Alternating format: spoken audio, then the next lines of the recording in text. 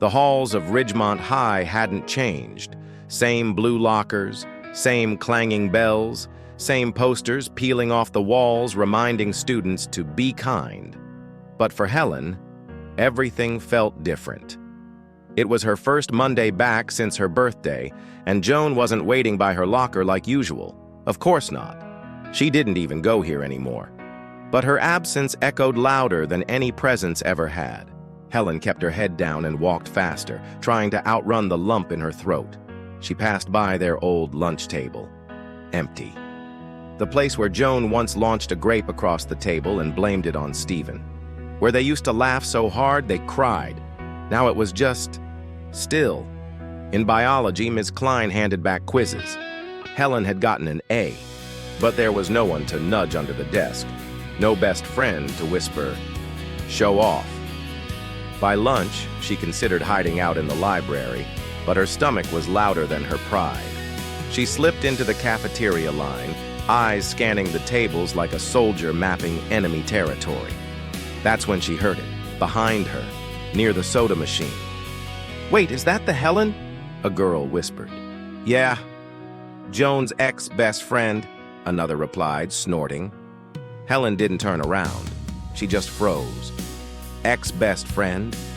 She gripped her tray tighter and kept walking, but the whispers followed. Joan said she got obsessed, like clingy. She saved her a seat at that diner party. Total loser move. Helen sat alone at the far edge of the room, next to the emergency exit. She didn't touch her food. Her ears burned, her heart pounded.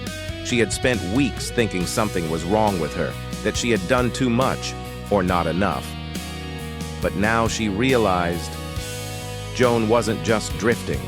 She was rebranding, telling a new story, one where Helen was the weird, desperate one.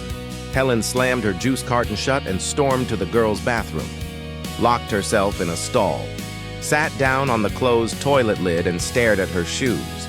She felt like she was in a movie, one where the main character gets humiliated and everyone claps when she cries. Her phone buzzed, a message from her sister, Leah. "Hey, just checking in. Proud of you for showing up today. That takes guts." Helen didn't reply, but she did breathe, for the first time all day. Later that afternoon, as she was pulling her hoodie tighter and rushing out of school, someone called her name. "Helen?" She turned. A girl stood by the bike rack. Curly hair, oversized sweater, a sketchbook tucked under one arm. "I'm Raya. I sit behind you in bio. I like your water bottle stickers."